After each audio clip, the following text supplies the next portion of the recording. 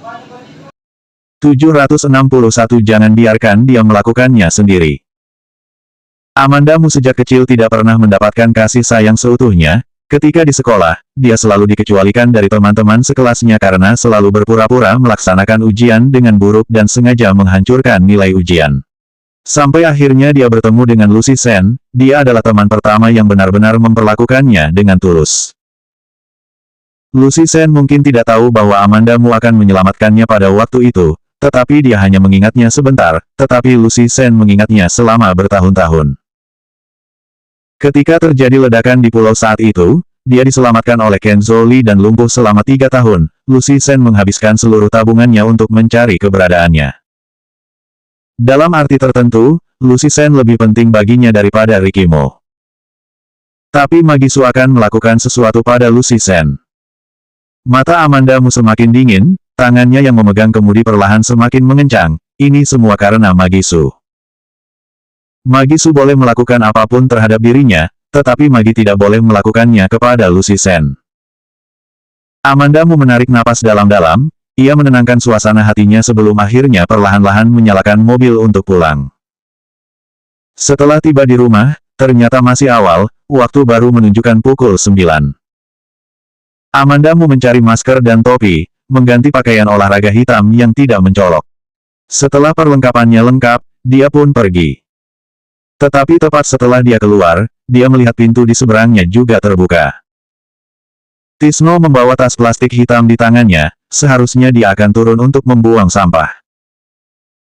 Dia menatap Amandamu dengan perlengkapan yang lengkap, dan ekspresi terkejut di matanya, apa yang akan kamu lakukan dengan berpakaian seperti ini? Tisno sangat peka, Amandamu merasa bahwa Tisno mungkin sudah menebak apa yang akan dia lakukan. Tetapi dia tidak perlu mengatakan apa yang sudah jelas terlihat, Amandamu pun menekan tenggorokannya dan berkata, aku sedang flu, aku ingin pergi keluar untuk jalan-jalan sebentar. Tisno mengangguk dan tidak bertanya lagi. Keduanya memasuki lift bersama.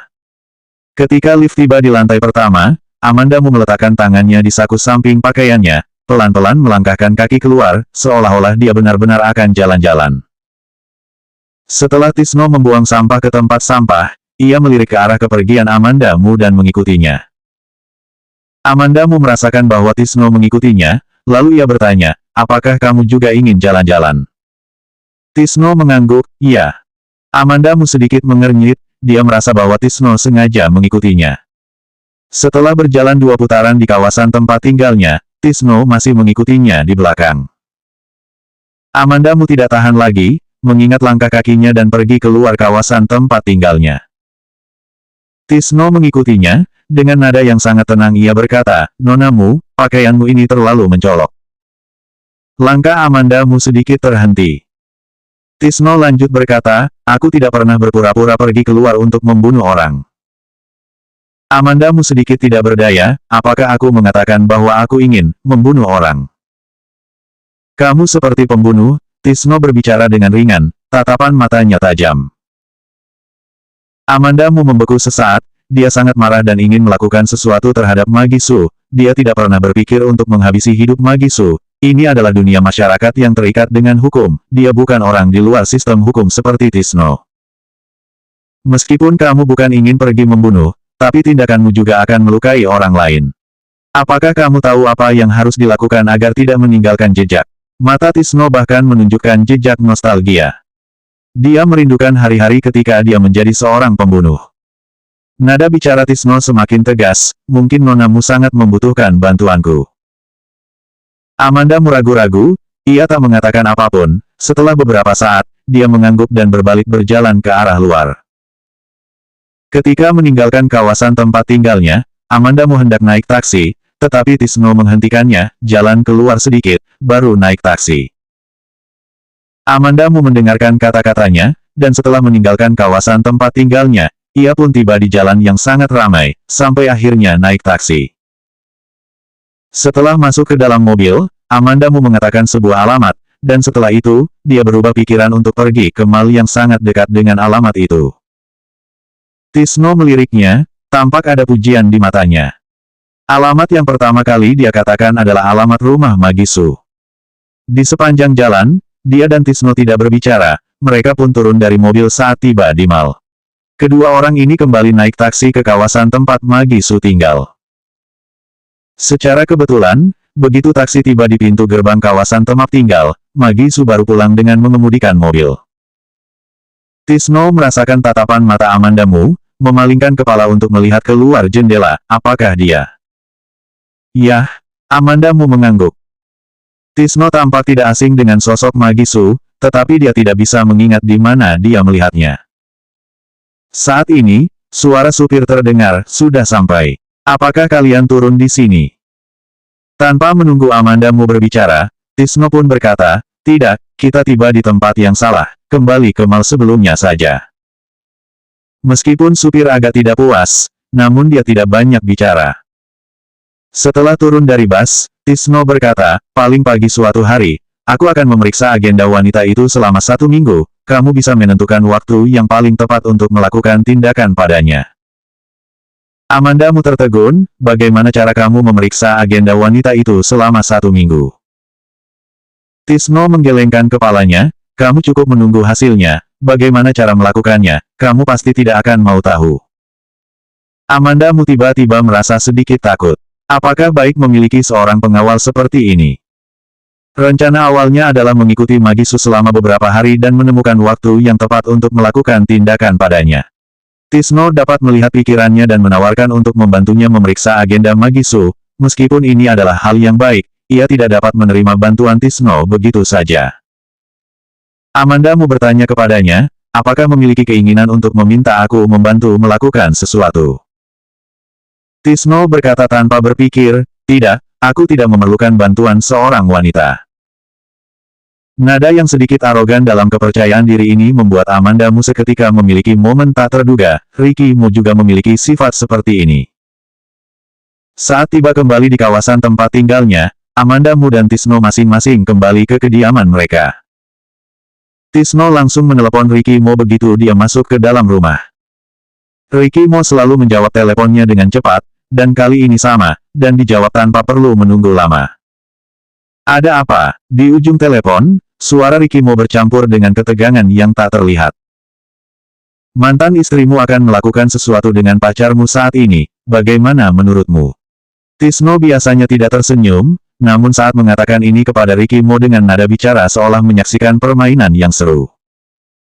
Ricky Mo hanya bertanya, melakukan apa? Siapa yang tahu? Jika dia tidak mati, mungkin dia akan mati. Nada suara Tisno seolah-olah dia berbicara tentang cuaca dengan Ricky Mo. Suara Ricky Mo sedikit dalam, kamu bantu dia melakukannya, jangan biarkan dia melakukannya sendiri. Tisno terkekeh, Ricky, apakah sedang memberi perintah kepadaku? Nada bicara Ricky Mo tidak setengah marah, ia hanya berkata dengan santai, kamu juga bisa memilih untuk tidak melakukannya. Tapi saat terdengar di telinga Tisno, seolah penuh ancaman. Orang selalu menyesal dan melakukan introspeksi ketika hidup semakin pendek, begitu juga dengan Stevie Mo. Dia tahu bahwa dia kecewa setelah menderita kanker, melihat kembali setengah hidupnya, tiba-tiba menyadari bahwa dialah yang paling berhutang budi kepada Ricky Mo. Untuk saat ini, Ricky Mo adalah satu-satunya alasan Stevie Mo untuk hidup. Tisno tidak ingin Stevie Mo mati, dia hanya bisa membiarkan Ricky Mo memberi belas kasihan padanya. Ricky Mo juga tidak memaksanya, karena Ricky Mo tahu dia akan berada di bawah kekuasaannya. Tisno juga tahu pikiran Ricky Mo, tetapi tidak ada cara lain. Siapa yang menyuruh dia agar tidak ingin Stevie Mo mati? 762 perhatian hingga membuat orang lain marah. Tisno telah diancam dengan cara seperti ini, meskipun dia merasa sedikit tidak rela, dia hanya bisa menerimanya dengan desahan. Dia menarik napas panjang sebelum berkata, aku lihat sepertinya nonamu benar-benar ingin melakukannya sendiri.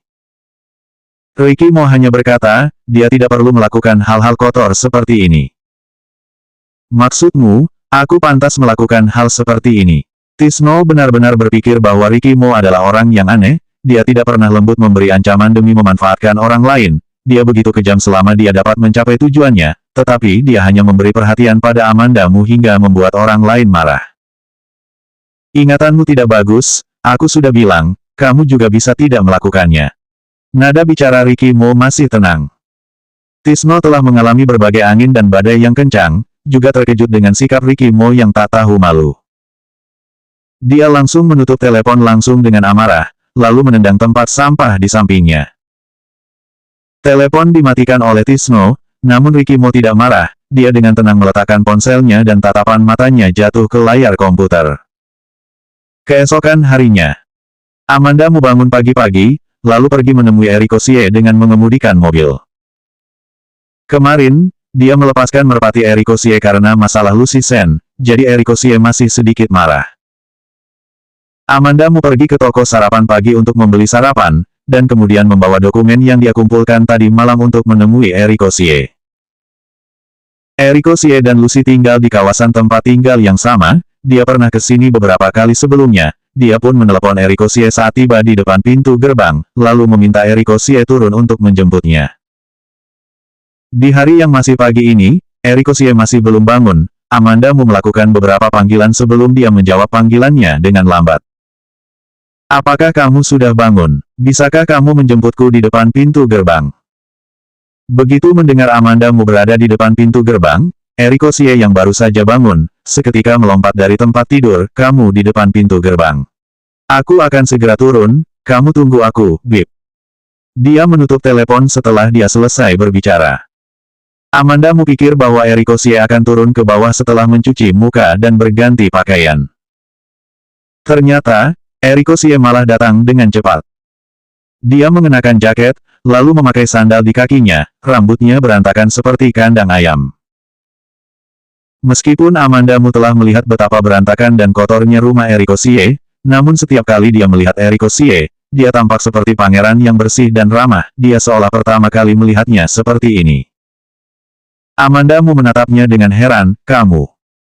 Eriko Xie mendesaknya, cepat masuk, mengapa kamu tercengang seperti itu? Aku dengar bahwa banyak artis cantik yang tinggal di sini, aku berencana untuk mendapatkan satu dari mereka, jika mereka melihatku seperti ini, bagaimana aku bisa mendapatkan mereka?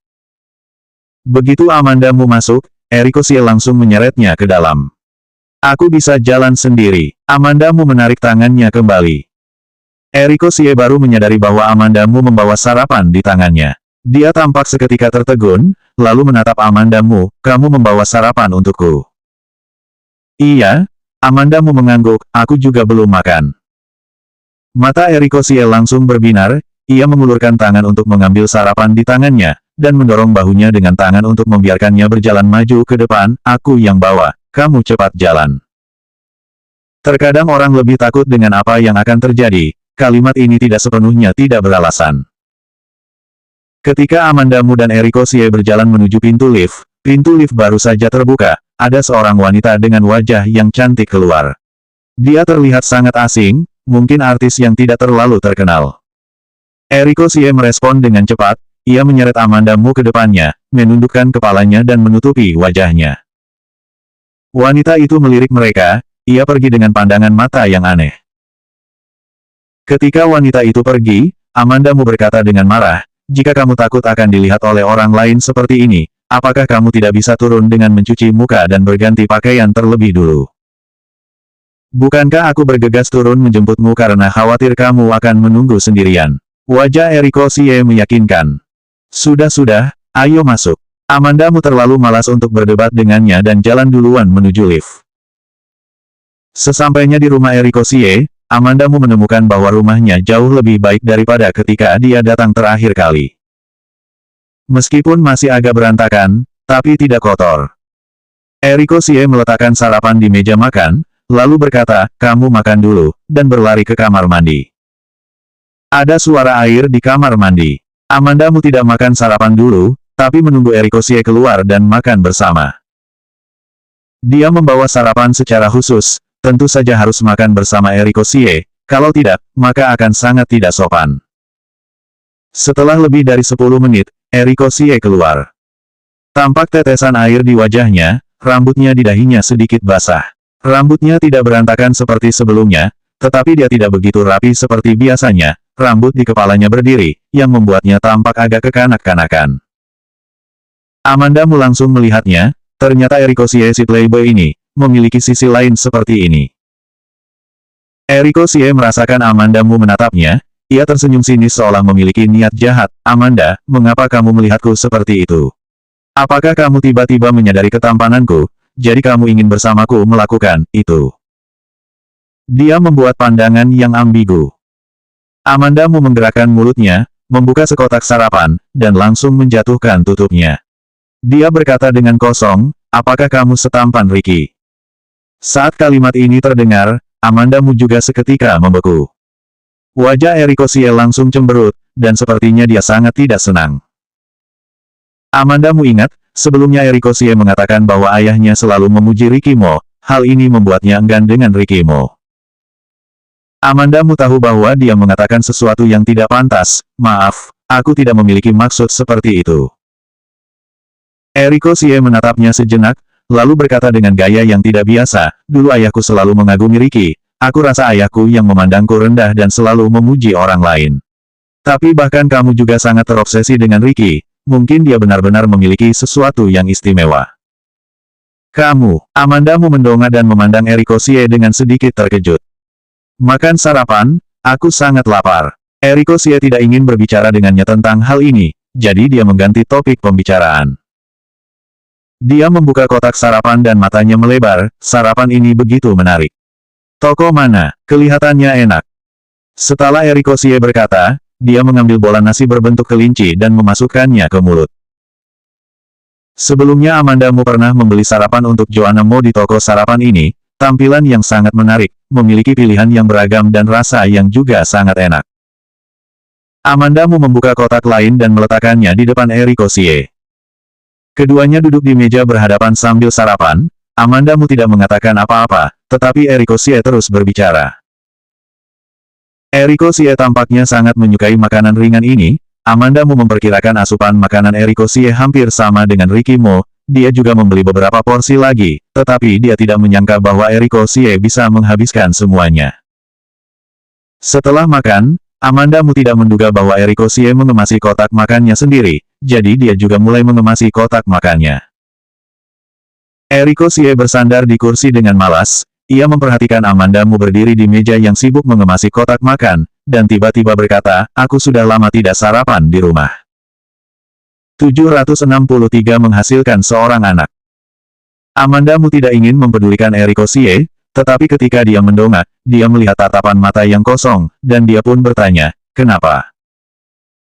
Ketika aku lahir, ibuku meninggal karena mengalami masalah saat persalinan. Ayahku selalu sibuk, ketika aku masih kecil biasanya aku sering makan sendiri di rumah. Kemudian, ketika aku masuk ke SMA, aku mulai tinggal di luar. Jika ayahku merindukan aku selama liburan tahun baru, dia juga akan memaksaku pulang untuk makan di rumah. Nada suara Eriko Xie terdengar tenang, tetapi tatapan matanya mengkhianati perasaannya. Matanya penuh penyesalan, kekecewaan, dan keengganan. Mungkin kecewa terhadap ayahnya, Dodi Xie, atau mungkin kecewa terhadap dirinya sendiri. Amandamu tidak bisa menebak, tetapi dia langsung mengerti, kamu memiliki hubungan yang buruk dengan ayahmu. Dia memiliki begitu banyak anak angkat, mereka semua lebih baik daripada aku. Misalnya, Kenzo. Eriko Xie tertawa jijik, dan sepertinya tidak mau melanjutkan, lalu meringkas dalam satu kalimat singkatnya, kecuali anak kandungnya, semua anak yang diangkat olehnya sangat baik. Setelah mendengar kata-katanya, gerakan Amandamu seketika berhenti, ia memasukkan kotak makanan terakhir ke dalam kantong, dan bertanya, apakah ini sebabnya kamu berselisih dengan Kenzo? Karena dia terlalu baik. Eriko Xie menatapnya, menurutmu? Menurutku kamu sama sekali tidak iri pada Kenzo, kamu hanya iri karena ayahmu menghabiskan terlalu banyak perhatian untuknya. Mungkin, dari semua anak angkat ayahmu, Kenzo adalah yang terbaik. Itu juga karena ayahmu memberikan paling banyak perhatian untuknya. Setelah menganalisis, Amandamu lanjut berbicara. Mata Eriko Xie melotot, Amanda, aku melihat imajinasimu cukup kaya. Mata Amandamu bergerak ke bawah dan menemukan bahwa tangan Eriko Xie memegang pegangan kursi, ini menunjukkan ekspresi gelisah hatinya. Dia menebak pikiran Eriko Xie, tetapi Eriko Xie tidak mau mengakuinya. Amandamu juga tidak ingin mendesaknya, dia mengikuti kata-katanya dan berkata, apakah kamu tidak tahu bahwa aku seorang penulis skenario? Imajinasi dan perasaan penulis skenario sangat kaya. Meskipun Eriko Xie hanya diam, tapi dia bukan orang bodoh. Bagaimana mungkin dia tidak tahu Amanda Mu mengikuti kata-katanya untuk membuatnya keluar dari situasi canggung ini. Dia menatap Amanda Mu selama beberapa detik, dan kemudian berkata dengan pelan, Kenzo sebelumnya pernah mengingatkanku, dia memintaku untuk menjauh darimu. Amanda Mu terkejut, mengapa? Eriko Xie sebelumnya mendengarkan kata-kata Kenzo Li, ia hanya merasa bahwa Kenzo Li tertarik pada Amanda Mu, jadi dia tidak ingin dia dekat dengan Amanda Mu. Namun, semakin dia berteman dengan Amanda Mu, semakin dia mengerti bahwa Kenzo Li tidak membiarkan dia mendekati Amanda Mu karena ada alasan. Setelah Amanda Mu mengemasi meja makan, dia mengambil dokumen yang telah dia siapkan dan mulai mendiskusikan kasus ini dengan Eriko Xie. Eriko Xie membaca dokumen yang diberikan Amanda Mu kepadanya, ini semua dokumen Ricky yang sudah kamu rapikan. Ya, Amanda Mu mengangguk. Eriko Xie melihatnya dan berkata, anak-anak di bawah usia 2 tahun pasti akan diberikan kepada ibu mereka. Jika lebih dari 10 tahun itu tergantung keinginan mereka sendiri. Johanna saat ini berusia 4 tahun, keinginannya tidak dapat digunakan sebagai referensi. Ini sepenuhnya tergantung permainan antara kamu dan Ricky. Amanda Mu menurunkan matanya sedikit, kedua tangan tergenggam bersama, meletakkannya di pangkuannya, dan berkata, aku mengerti, kamu sudah mengatakan itu sebelumnya. Ricky tidak memiliki penyakit serius, tidak memiliki penyakit menular, tidak cacat, dan tidak pernah melecehkan Johanna. Tubuhnya sehat dan memiliki keluarga yang kaya raya. Johanna juga tidak mengalami efek buruk saat tinggal dengannya. Ini adalah keunggulan Ricky, sedangkan kamu sangat lemah. Eriko Xie mengetukkan jarinya ke meja, dan Amanda Mu tampak diam, dan melanjutkan, masih ada satu hal, orang tua yang tidak memiliki kemampuan untuk bereproduksi dapat diprioritaskan. Setelah mendengar penjelasannya, mata Amanda Mu berbinar. Eriko Xie mengangkat alis dan berkata, jauhkan pikiranmu, pilihan ini hanya bisa memberikan prioritas padamu, belum tentu bisa menang. Amanda Mu mengertukkan bibirnya, tiba-tiba teringat sesuatu, dan berkata, jika pihak lain memiliki anak lain, maka pihak lain yang tidak memiliki anak lain juga akan diberikan prioritas.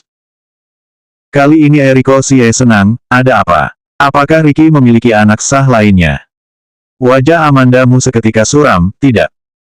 Oh, Eriko Xie kecewa dan tiba-tiba berkata, tapi apa? Saat Amanda Mu memandang dengan tatapan mata terkejut, Eriko Xie tersenyum dengan menunjukkan ekspresi buruk di wajahnya, dia sekarang tidak punya anak, tapi dia bisa menghasilkan seorang anak. Amanda Mu seketika tercengang sebelum bereaksi, maksud kamu, membuat Maggie hamil. Maggie, tunangan Ricky Mo, Eriko Xie berkata dengan acuh tak acuh, Maggie tidak harus hamil, wanita lain juga bisa. Ekspresi wajah Amanda Mu sedikit berubah, jangankan membiarkan orang lain mengandung anak Ricky Mo, hanya memikirkan Ricky Mo akan tidur dengan wanita lain saja, dia merasa tubuhnya mati rasa. Semakin membayangkannya, semakin dia tak terkendali memikirkan hal-hal itu dalam benaknya. Jari-jari Ricky Mo bersih dan ramping, tangannya akan menyentuh kulit wanita lain, dan matanya yang tajam akan menjadi gelap karena memiliki gairah dengan wanita lain. Uek, Amanda Mu tiba-tiba merasa mual, ia muntah, dan dengan cepat berlari ke kamar mandi sambil menutup mulut. Melihat ini, Eriko Xie berdiri dengan sedikit cemas, Amanda, ada apa denganmu? Amanda Mu tidak punya waktu untuk menjawabnya, dia terus mengeluarkan rasa mual di wastafel, merasa perutnya tidak nyaman, tapi dia sudah mual begitu lama, tetapi tidak ada yang keluar. Dia membuka keran dan menuangkan air ke wajahnya pucat dan mengerikan. Eriko Xie mengikutinya dan melirik, ia berbalik lalu menuangkan segelas air. Satu tangannya memegang air dan menyerahkan handuk ke Amanda Mu dengan tangan lainnya. Terima kasih. Suara Amanda Mu serak. Dia mengambilnya, menyeka wajahnya, minum air, dan wajahnya masih sangat pucat. Eriko Xie memandangnya sebentar dan ragu-ragu dan berkata, katanya jika wanita hamil maka kalian akan mual. Aku tidak hamil, perutku hanya tidak nyaman saja. Amanda Mu menghisap hidungnya dan berjalan keluar dengan memegang cangkir. Eriko Xie mengikutinya dan berkata, pergi ke dokter jika kamu sakit. Aku akan pergi. Amanda Mu meletakkan cangkir dan handuk, lalu mengambil tasnya, aku sedikit lelah, aku ingin pulang dulu. Oke, aku akan mengantarmu ke bawah. Eriko Xie melihat wajahnya sangat pucat, dia mengambil jaket lalu mengantarnya. Amandamu menolak niat baiknya, nada bicaranya terdengar menjaga jarak, tidak perlu, aku bisa turun sendiri. Eriko Xie mengerutkan kening, dan ada sedikit ketidaksenangan di wajahnya, mengapa kamu begitu banyak omong kosong, aku akan mengantarmu hingga ke pintu gerbang. Melihat dia bersikeras untuk mengantarnya, Amandamu juga malas berdebat dengannya jadi keduanya pergi dan tidak berbicara di sepanjang jalan. 764 bukankah terlalu kebetulan? Eriko Xie mengantar Amandamu hingga ke depan pintu gerbang, berdiri di pinggir jalan dan melambai padanya, nada bicaranya terdengar canggung, pulanglah dan istirahat dengan baik. Amandamu menatapnya dengan terkejut, kamu juga pulang. Eriko Xie mengangkat bahu dan berdiri diam di sisi jalan, seolah menunggu dia masuk ke dalam mobil baru kemudian kembali ke rumahnya. Amandamu juga tidak peduli padanya, jadi dia masuk ke dalam mobil lalu pergi. Dia melihat dari cermin, Eriko Xie juga berjalan masuk ke kawasan tempat tinggalnya. Saat ini, ponselnya berdering, ada pesan baru. Amandamu memperlambat kecepatan mobil, ia melihatnya sebentar, dan menemukan bahwa itu adalah notifikasi pesan dari email. Tisno kemarin berkata bahwa pagi ini dia akan menemukan rencana agenda perjalanan Magisu selama hampir 1 minggu, kemungkinan besar itu adalah email yang dikirim oleh Tisno kepadanya. Amandamu tidak segera membukanya, tetapi kembali meletakkan ponsel dan lanjut mengemudikan mobil untuk pulang. Begitu ponsel baru diletakkan, ponsel berdering lagi. Kali ini seseorang meneleponnya. Amandamu melirik ponsel, ternyata panggilan telepon dari Emeline Qin. Dia tidak mengangkat, namun Emeline Qin terus meneleponnya. Tidak tahu juga ada masalah apa hingga membuatnya begitu mendesak. Amandamu terpaksa kembali memperlambat kecepatan mobil, ia mengambil ponsel untuk menjawab panggilan Emeline Qin. Ada suara ribut di belakang Emeline Qin, sepertinya dia sedang di luar. Amandamu bertanya kepadanya, apakah kamu sedang berbelanja di luar? Emeline Qin tampaknya telah menghindar dari tempat tersebut, jadi suara bising di belakang terdengar lebih kecil, dia harus menemukan sudut di mana tidak ada satupun orang. Lalu dia berkata, ada berita baik yang harus aku bagikan kepadamu. Berita apa? Amandamu berpikir sejenak, dan tidak bisa memikirkan berita baik apapun yang akan dibagikan Emeline Qin kepadanya. Drama yang diproduseri oleh Emeline Qin juga sangat populer di dunia maya beberapa waktu lalu, itu juga bisa dibilang berita yang biasa. Tadi di sebuah toko gaun pengantin, Magi jatuh dari tangga, dia sudah dibawa pergi dengan ambulans, dan aku dengar kakinya patah hahaha. Setelah Emeline Qin secara misterius selesai berbicara, dia tidak bisa menahan tawanya. Jelas terlihat dia bahagia di atas penderitaan orang lain. Kaki Magi patah. Amandamu bertanya dengan ragu. Benar, ketika dia jatuh dari tangga, aku baru saja masuk ke dalam. Saat itu aku ingin tertawa, tetapi begitu banyak orang jadi aku harus menahannya. Nada suara Emeline Qin sangat bersemangat. Amandamu memarkir mobil di sisi jalan dan bertanya, bagaimana dia bisa jatuh? Emeline Qin berkata, aku tidak tahu, ada cukup banyak orang yang datang untuk melihat gaun pengantin, ada begitu banyak orang di lantai atas dan bawah di toko pengantin. Siapa yang tahu apakah dia jatuh sendiri atau didorong oleh orang lain? Amandamu sedikit termenung, dia belum melakukan sesuatu padanya, tapi Magisu sudah mengalami patah kaki, bukankah terlalu kebetulan?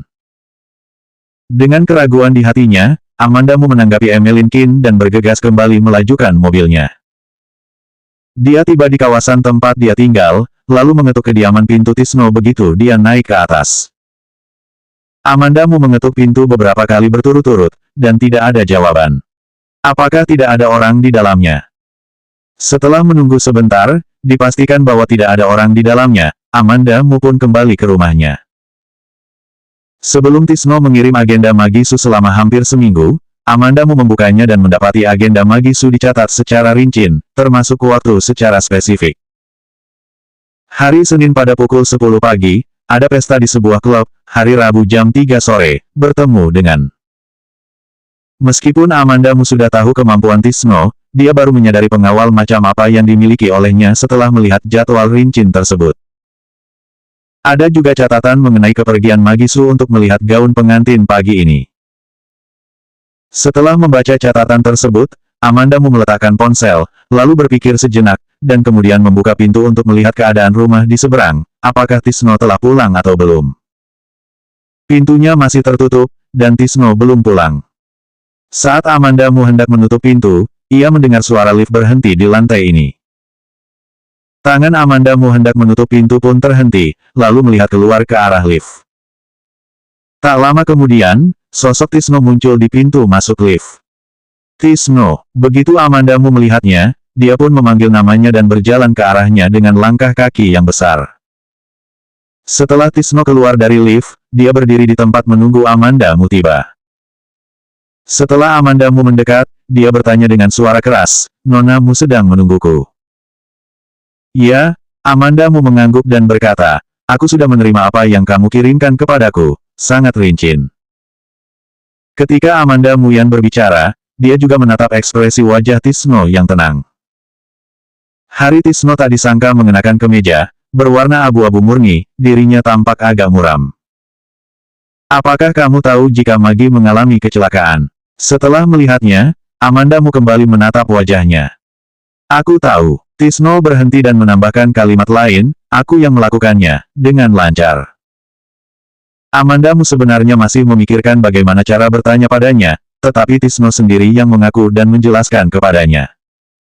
"Kamu," Amanda ragu-ragu untuk berbicara, kata-katanya diputus oleh Tisno, "kamu boleh memberi tambahan uang kepadaku, jika tidak ada urusan lain, aku akan pulang dulu." Amanda menatap sosok Tisno dari belakang, ia tampak sedikit tercengang. Apakah dia benar-benar melakukannya dengan lancar? Ini tidak sesuai dengan karakter Tisno, dia mengambil uang untuk melakukan sesuatu, prinsipnya sangat kuat, dia tidak akan melakukan sesuatu yang bukan urusannya. "Perusahaanmu." Ricky baru saja membuka setumpuk dokumen, Donnie membuka pintu dan masuk dari luar, lalu berjalan masuk dengan kantong kertas di tangannya. Ricky mendengar suara gerakan itu, lalu mendongakkan kepala. Ketika dia melihat Donnie yang tak bersuara, dia pun menundukkan kepalanya, lanjut mengurusi dokumen di tangannya. Dengan tiba di depan Ricky sambil membawa kantong kertas, "Tuan muda." Ricky mengangkat kelopak matanya dan bertanya, "Ada apa?" Donnie berhenti sejenak, dia menyerahkan kantong kertas di tangannya kepada Ricky. Tatapan Ricky dari tadi sudah ditarik dan jatuh kembali ke dokumen di mejanya. Dia bertanya, "Apa itu?" "Panggilan dari pengadilan." Setelah Donnie selesai berkata, dengan seksama memperhatikan reaksi Ricky. Gerakan Ricky seketika terhenti, seperti film di mana tombol jeda ditekan, berhenti seketika. Setelah beberapa detik, suara rendah Ricky perlahan terdengar, "Simpan benda itu di atas meja, kamu keluar." Donnie telah melihatnya, ia tahu bahwa itu adalah panggilan pengadilan dari Amanda untuk mengubah hak asuh Joanna. Ricky tentu saja lebih tahu tentang apa ini, dia tidak perlu banyak bicara. Selama rapat beberapa hari ini, Ricky selalu tampak termenung. Donnie menduga, dia mungkin sedang menunggu ini.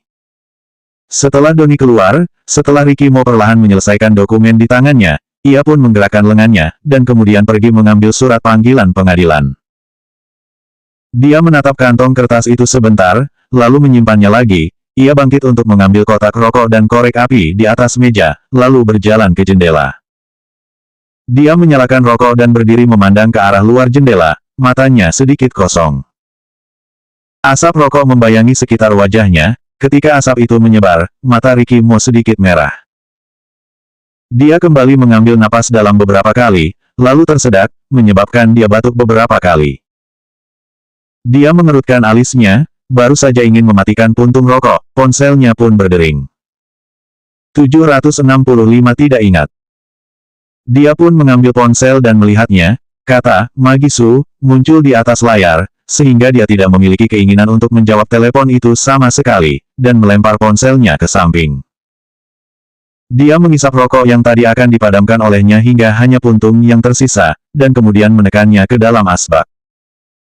Kemudian, Ricky mengulurkan tangan dan mengambil ponsel yang telah dia lempar. Baru saja mengambil ponselnya, panggilan telepon pun datang lagi. Masih panggilan telepon dari Magisu. Ricky menjawab panggilan telepon tersebut tanpa ekspresi, dia tidak berbicara, menunggu Magi Su di ujung telepon untuk berbicara terlebih dahulu. Magi Su bertanya dengan menyalahkannya, mengapa kamu tidak menjawab teleponku? Aku sedang rapat. Mata Ricky Mo tidak berkedip, berbohong tanpa mengubah ekspresi wajahnya. Amarah Magi Su menghilang tiba-tiba, nada bicaranya sedikit melunak. Lalu ia berkata dengan sedih, Ricky, aku terluka di toko pengantin. Ricky Mo menyalakan hands-free, menarik ponsel dari telinganya, ia berjalan ke meja kerja dan duduk, meletakkan ponsel di atas meja, menanggapi kata-katanya dengan santai. Setelah beberapa saat, ketika Magi Su selesai berbicara, dia menambahkan dengan samar, hari ini masih ada beberapa pertemuan. Setelah pulang kerja, aku akan pergi ke rumah sakit untuk menjengukmu. Magi Su sebenarnya ingin Ricky Mo mengunjunginya sekarang, ia ingin mendapatkan kenyamanan darinya, tetapi Ricky Mo sudah mengatakan bahwa dia memiliki beberapa pertemuan, dia harus menunjukkan sikap sabar, jadi menunggu kedatangannya pada malam hari untuk menjenguknya. Tetapi ketika sampai di mulutnya, dia berkata dengan sedikit enggan, hanya pekerjaan yang ada di matamu. Aku penting atau pekerjaan yang penting? Jika hari ini kamu menemaniku melihat gaun pengantin, aku mungkin tidak akan terluka. Mata Ricky Mo sedikit menyipit, nada bicaranya tidak berubah, kamu penting, pekerjaan juga penting, tetapi kamu lebih penting daripada pekerjaan. Magi Su berkata begitu banyak, ia juga hanya ingin mendengar Ricky Mo mengatakan sesuatu yang baik. Ricky Mo sangat mengerti maksud hatinya, dan dia memiliki sentuhan senyum dalam suaranya, aku mengerti, kamu harus memperhatikan kesehatanmu. Beristirahatlah. Jari-jari Ricky Mo mengetuk meja dengan perlahan dan berirama, mengungkapkan kekesalan hatinya. Amanda Mu tiba rumah, ia berpikir dari segala sudut pandang dan selalu merasa bahwa ada sesuatu yang aneh dengan Tisno. Tisno bukan hanya membantunya memberi pelajaran pada Magi Su dengan cara yang aneh seperti ini, sejak awal, saat Tisno muncul di sini dan setuju menjadi pengawalnya, itu sudah aneh baginya. Tapi Amanda Mu sulit mengatakan dengan tepat di mana keanehan tersebut. Kisah Eriko Sie bergema di benaknya. Semua hal tercampur menjadi satu, selalu membuatnya kesal tanpa alasan yang jelas, tampaknya beberapa kekuatan yang tidak bisa dijelaskan mendorong mereka ke depan. Pada sore hari, Amanda Mu mulai membuat sup untuk Lucy Sen. Sebelum sup selesai dimasak, ponsel Amanda Mu berdering. Amanda Mu sedang melihat sup sambil mengontrol api, ia juga tidak memperhatikan siapa yang meneleponnya, ia langsung menjawab, halo. Malam ini kamu pergi ke TK untuk menjemput Joanna. Suara pria itu datang dari telepon, tangan Amanda Mu yang hendak menutup panci seketika terhenti. Ini adalah suara Ricky Mo. Amanda Mu tidak mengatakan apa-apa. Pria di ujung telepon itu terdengar tidak sabar, apakah kamu tidak bisa? Apakah asisten Doni tidak punya waktu untuk menjemput Joanna? Amanda Mu bertanya. Ricky Mo tampaknya tidak ingin mengatakan sepatah kata pun padanya, tetapi hanya menjawab, ya. Kalau begitu aku sebentar lagi akan menjemputnya. Amanda Mu menutup telepon begitu dia selesai berkata. Dia selalu merasa bahwa jika dirinya menutup telepon terlebih dahulu, seolah telah memenangkan sesuatu. Amanda Mu tidak bisa menahan tawa sendirian pada dirinya sendiri. Masih ada waktu 1 jam sebelum Joanna Mo keluar dari sekolah. Saat itu sup juga sudah siap, setelah dia dan Joanna Mo selesai makan, dia akan mengantar sup ini untuk Lucy Sen. Lucy Sen sangat suka dengan Joanna Mo, dia akan senang melihat kedatangannya. Setelah sup sudah siap, Amanda Mu mematikan api dan pergi untuk menjemput Joanna Mo. Joanna Mo dengan cerdik mengikuti guru berdiri di pintu taman kanak-kanak. Ketika dia melihat Amanda Mu keluar dari mobil dari kejauhan, dia mengangkat kepalanya dan berkata beberapa patah kata kepada guru, kemudian berlari ke arah Amanda Mu. Amanda Mu berjongkok untuk menangkap Joanna Mo, lalu mendengar suaranya yang manja, Mama, mengapa kamu tiba-tiba datang menjemputku?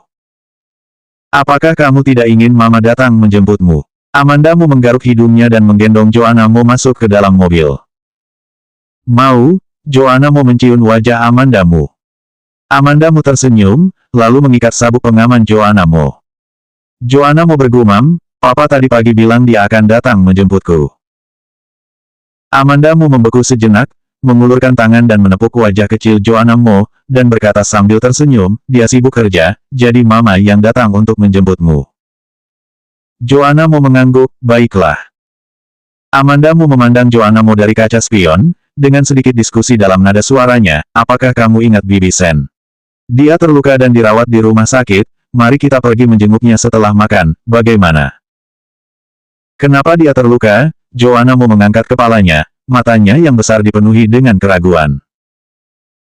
Dia terluka karena tidak sengaja, jadi kamu harus berhati-hati ketika naik tangga, jangan membuat dirimu sendiri terluka, Amanda Mo menjelaskan kepadanya. Joanna Mo mengangguk lagi, aku mengerti.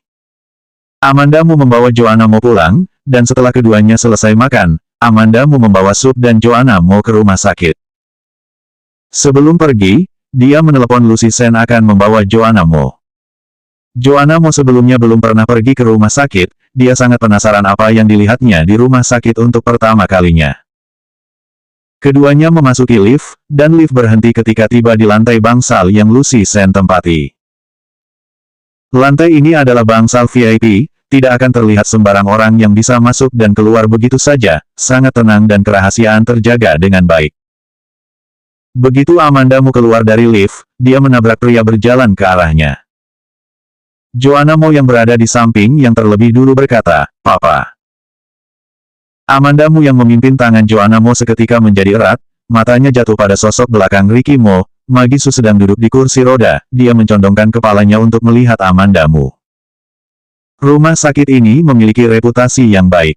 Pada dasarnya, orang dengan status tertentu akan datang ke rumah sakit ini jika mereka akan dirawat. Lucy Sen dirawat di sini, dan juga merupakan hal yang wajar jika Magisu dirawat di rumah sakit ini. Tapi tak disangka bisa kebetulan seperti ini, Magisu kebetulan tinggal di lantai yang sama dengan Lucy Sen. Ricky Mo sepertinya tidak melihat Amanda Mo, dia hanya menjawab panggilan Joanna Mo, ya. Joanna Mo berdiri diam-diam di samping Amanda Mo, ia memandang Ricky Mo, lalu memandangi Amanda Mo, tampak ekspresi bingung di wajahnya. Melihat ini, Magisu memberi isyarat kepada perawat di belakangnya untuk mendorongnya ke depan dan tersenyum pada Joanna Mo, Joanna, aku sudah lama tidak bertemu denganmu, apakah kamu ingat denganku? Joanna Mo melirik Magisu dan cemberut, aku tidak ingat. Ekspresi Magisu berubah, ia menatap Ricky Mo, Ricky. Amanda. Sebuah suara yang dalam tiba-tiba terdengar, Amanda Mo melihatnya, dan melihat bahwa Lucy Sen juga keluar dengan kursi roda. Sebelumnya kamu mengirimiku pesan bahwa kamu akan datang, aku dari tadi menunggumu, tapi kamu belum datang juga, jadi aku keluar untuk melihat. Lucy Sen menggerakkan roda kursi roda untuk mendatanginya. Dia melihat bahwa orang yang berdiri di depan Amanda Mo adalah Ricky Mo, dan orang yang menggunakan kursi roda adalah Magisu. Lucy Sen diam-diam menghela nafas, pemandangan ini benar-benar menarik. Selanjutnya bab 766 Tuan Muda memintamu untuk mendatanginya.